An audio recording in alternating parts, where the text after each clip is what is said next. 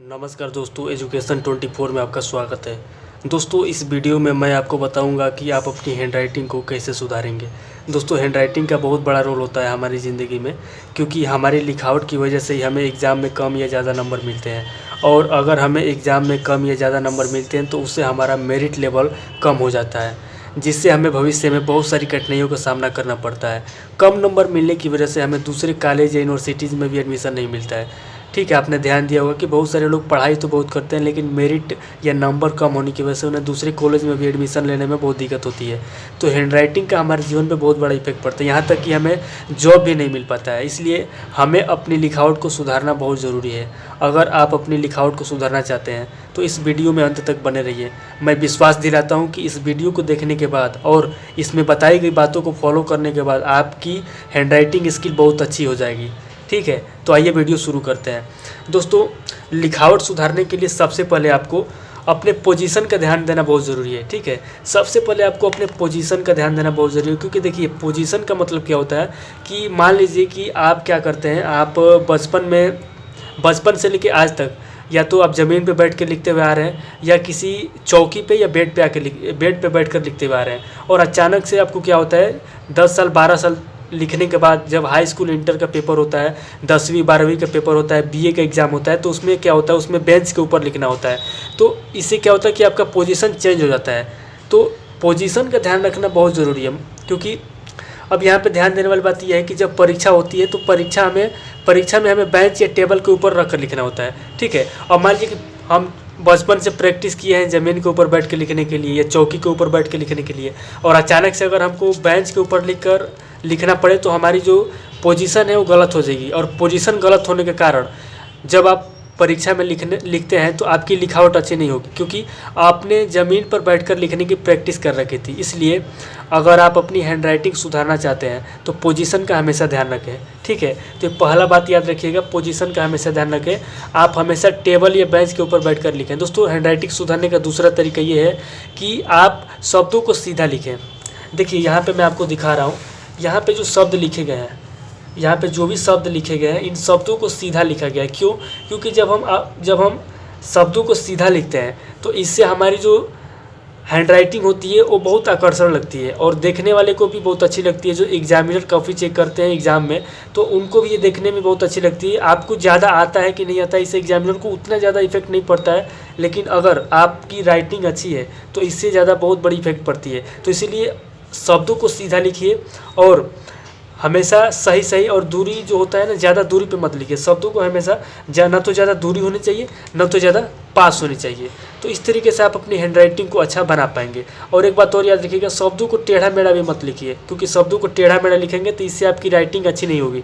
ठीक है, चलिए अब आगे बढ़ते हैं। देखिए, होता क्या है कि जब मैंने अभी आपको बताया कि पोजीशन का ध्यान रखना चाहिए। देखिए, होता क्या है कि जब बचपन से शब्दों को टेढ़ा मेढ़ा या बड़ा छोटा लिखने की प्रैक्टिस किए होते हैं और जब वे ऊपर की कक्षाओं में जाते हैं, जैसे मान लीजिए कि बचपन में आप 1, 2 या तीसरी कक्षा में आप टेढ़ा मेढ़ा लिखते थे, आपने राइटिंग के ऊपर उतना ध्यान नहीं दिया। लेकिन जैसे ही आप ऊपर की कक्षाओं में जाते हैं, 7वीं में जाते हैं, 8वीं 9वीं 10वीं में जाते हैं, तो क्या होता है कि लिखावट को लेकर बहुत ज़्यादा दिक्कत होता है, क्योंकि शब्दों को टेढ़ा मेढ़ा लिखने से उनकी लिखावट उतनी अच्छी नहीं लगती जितना कि सीधा लिखने वालों की लगती है। ठीक है, तो एक बात का और ध्यान रखिएगा कि अगर आप बचपन से शब्दों को टेढ़ा मेढ़ा यानी तिरछा लिखते हुए, दोस्तों कुछ लोग की राइटिंग आपने ध्यान से देखा होगा कि वो शब्दों को तिरछा लिखते हैं, थोड़ा सा तिरछा लिखते हैं, और कुछ लोग, ज़्यादातर लोग शब्दों को सीधा लिखते हैं। जैसे यहाँ पे मैं अभी आपको दिखाता हूँ, यहाँ पे देखिए, यहाँ पे शब्दों को तिरछा करके लिखा गया है, दिख रहा है आपको, यहाँ पे लिखा गया तिरछा, हल्का हल्का इस तरह तिरछा लिखा गया है। तो कुछ लोग क्या करते हैं कि शब्दों को तिरछा लिखते हैं, ज़्यादातर लोग शब्दों को तिरछा लिखते हैं। इससे क्या होता है कि अगर वो तिरछा लिखते हैं तो इसमें भी कोई दिक्कत नहीं है। अगर आप तिरछा लिखते हैं, बचपन से लिखते हुए आ रहे हैं, या आपकी आदत बन चुकी है, नेचुरल हैबिट्स हो चुकी है, तो इसको आप चेंज मत कीजिए, इसको लगातार इम्प्रूव कीजिए, क्योंकि जितना आप इम्प्रूव करेंगे ये तिरछा लिखने की जो स्किल है ये आपके अंदर और डेवलप होती जाएगी। तो इसीलिए इसको चेंज मत कीजिए, इसको डेवलप कीजिए, इसमें इम्प्रूवमेंट लाइए। तो इसीलिए अगर मान लीजिए कोई व्यक्ति है जो बचपन से तिरछा लिखने की प्रैक्टिस किया हुआ है, तो अब अगर वो नेचुरल हैबिट्स को छोड़ के अगर सीधा लिखने की कोशिश करेगा तो उसको बहुत ज़्यादा दिक्कत होगा। तो मैं एडवाइस दूंगा कि जो आपकी नेचुरल राइटिंग स्किल्स है उसको आप इम्प्रूव करने में लगाइए अपना समय, न कि आप दूसरा चेंज करके सही लिखिए। और जो लोग सीधा लिखते हैं शब्दों को, उनको मैं बताना चाहूँगा कि वो अपने शब्दों को सीधा लिखने की प्रैक्टिस करें, ताकि उनकी जो नेचुरल हैबिट्स है वो ज़्यादा बेहतर हो सके और उन्हें उनकी जो राइटिंग है उसमें इम्प्रूवमेंट हो सके।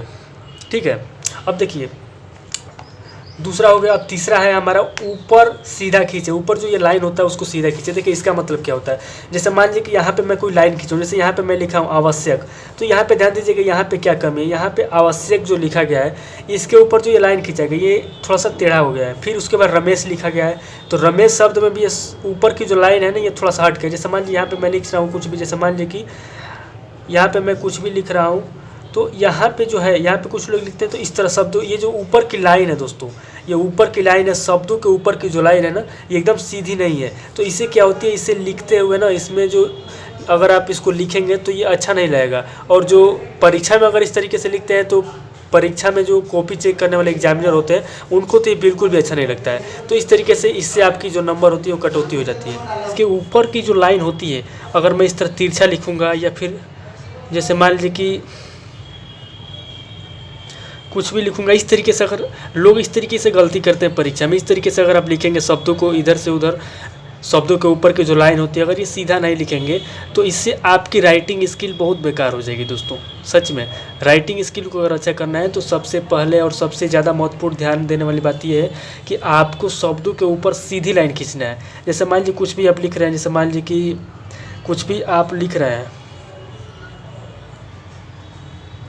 तो शब्दों के ऊपर सीधी लाइन खींचिए, सीधी लाइन खींचिए। और ये होगा कैसे, ये लगातार प्रैक्टिस करेंगे तब होगा, 1 या 2 दिन में नहीं होगा। तो शब्दों के ऊपर सीधी लाइन खींचने की ज़रूरत है। शब्दों के ऊपर सीधी लाइन खींचेंगे, इस तरीके से अगर आप खींचेंगे तो बिल्कुल गलत है दोस्तों। शब्दों के ऊपर ये सीधा लाइन खींचिए। ठीक है, शब्दों को सीधा लिखिए, ये भी बहुत ज़रूरी है। शब्दों को सीधा लिखेंगे तो इससे क्या होगा, जैसे मान लीजिए यहाँ पर मैं आपको दिखा दे रहा हूँ, यहाँ पर देखिए यहाँ पर शब्दों को सीधा लिखा गया है। ये भी जो यहाँ पर जो भी शब्द है इन शब्दों को सीधा लिखा गया है। तो इससे क्या होगा कि इससे आपकी हैंड राइटिंग बहुत अच्छी दिखेगी और आकर्षक दिखेगी। ठीक है, और अगर आप परीक्षा में इस तरीके से लिखते हैं तो आपको एग्जामिनर ज़्यादा नंबर भी देगा और पास होने के चांसेस तो बहुत ज़्यादा रहेंगे।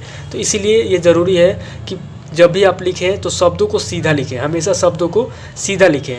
अब हमारा जो अगला है दोस्तों, रोज़ 3 से 4 पेज नकल जरूर लिखें। देखिए ये मैं इसलिए बोल रहा हूँ क्योंकि दोस्तों अगर आप अपनी लिखावट सुधारना चाहते हैं तो इसके लिए आपको रोज़ कम से कम 3 से 4 पेज रोज़ लिखना होगा, कम से कम 2 से 3 पेज या 4 पेज लिखना होगा। क्योंकि हैंड राइटिंग एक स्किल है जिसे डेवलप करना पड़ता है और कोई भी स्किल डेवलप करने के लिए कम से कम 90 दिन का समय लगता है। क्योंकि हैंड राइटिंग एक ऐसा स्किल है जो लगातार लिखते रहने से आती है। अब मान लीजिए अगर आप सोचेंगे कि 1 या 2 दिन में आ जाए तो नहीं आएगी, क्योंकि एक ऐसा स्किल है जिसको लगातार अगर आप करते रहेंगे, हमेशा रोज़ लिखते रहेंगे तो एक दिन आपके अंदर वो हैंड राइटिंग की स्किल आ जाएगी। अगर आप ये सोचेंगे कि 1 या 2 दिन में अथवा 10 दिन में आपकी हैंड राइटिंग स्किल अच्छी हो जाएगी तो ये संभव नहीं है। क्योंकि कोई भी स्किल डेवलप करने के लिए आदत डालनी पड़ती है और आदतों को डालने में कम से कम 21 दिन का समय लग जाता है। सोचिए, आदतों को डालने में 21 दिन का समय लगता है तो स्किल को डेवलप करने में 2 से 3 महीने तो लगेंगे ही। तो आप रोज़ कम से कम 2 से 3 पेज नियमित रूप से लिखें और इसे लगातार 2 से 3 महीने तक लिखते रहें। फिर देखिए कमाल हो जाएगा, आपकी लिखावट बहुत अच्छी हो जाएगी। ठीक है, अब लिखावट सुधारने के लिए पेन का चुनाव करना भी बहुत ज़रूरी है। ठीक है, पेन का चुनाव करना बहुत ज़रूरी, क्यों? क्योंकि सही पेन का अगर आप चुनाव नहीं करेंगे तो इससे आपकी हैंड राइटिंग कभी नहीं बढ़ेगी। ज़्यादातर लोगों की हैंड राइटिंग इसलिए ख़राब होती है क्योंकि वे लोग किसी एक पेन का चुनाव नहीं करते हैं बल्कि रोज़ नए नए पेन से लिखते हैं, जिससे उनका हाथ पेन के ऊपर नहीं बैठ पाता है। मान लीजिए कि मैं ये पेन लिया हूँ, अगर मैं इस पेन से 1 साल 2 साल या 3 साल तक लिखता रहूँ तो ये पेन के ऊपर मेरा हाथ बैठ जाएगा। अब मैं इसे जिस तरीके से लाऊँ, जितना इम्प्रूव करना चाहूँ कर सकता हूँ। लेकिन अगर मैं 1 साल के अंदर 12 या 13 या 15 पेन चेंज करता रहूँ तो बार बार पेन चेंज करने से क्या होता है, ये जो आपका हाथ है, उंगली है ना, ये बैठ नहीं पाता है पेन के ऊपर। इसीलिए सही पेन का चुनाव करना बहुत ज़रूरी है और किसी एक पेन का चुनाव कीजिए अगर आपको हैंड राइटिंग इम्प्रूव करना है तो। क्योंकि कि पेन ना तो ज़्यादा मोटा होना चाहिए ना पतला होना चाहिए। मैं आपको बार बार बता रहा हूँ, पेन जो होना चाहिए सिंपल होना चाहिए। पेन ज़्यादा भारी भी नहीं होना चाहिए और ना ज़्यादा हल्का होना चाहिए।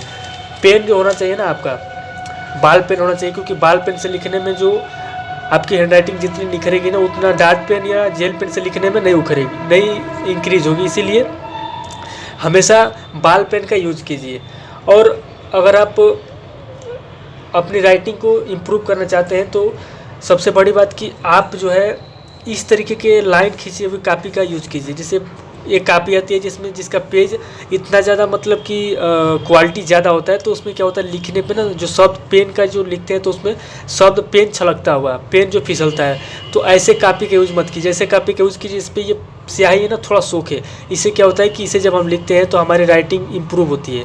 और अगर आप राइटिंग को और इम्प्रूव करना चाहते हैं तो सबसे पहले एक एक शब्द को, जैसे यहाँ पे मैं लिख रहा हूँ, ध्यान से देखिएगा, एक एक शब्द को पहले अलग अलग करके लिखने की प्रैक्टिस कीजिए, वो भी जल्दी जल्दी। देखिए जैसे मान लीजिए मैं यहाँ पे अ से लेके और अ तक, जैसे अ से लेके अ तक जितने भी अक्षर हैं उनको पहले लिखिए। फिर उसके बाद क से लेके और ज्ञा तक, क से लेकर ज्ञा तक जितने अक्षर हैं उनको लिखने की प्रैक्टिस कीजिए। इससे क्या होगा कि सबसे पहले जब एक एक अक्षर को आप लिखने की प्रैक्टिस कर लेंगे तो जब आप शब्दों को बना बना के लिखेंगे, वाक्य लिखेंगे, तो उसमें आपकी हैंडराइटिंग बहुत अच्छी हो जाएगी। और बहुत सारे लोग ये सलाह भी देते हैं कि पहले एक एक अक्षर को लिखने की प्रैक्टिस कीजिए, फिर बाद में आप वाक्य बनाइए, शब्द बनाइए, कहानी लिखिए, कुछ भी लिखिए, इससे आपकी हैंडराइटिंग बहुत अच्छी इंप्रूव हो जाएगी।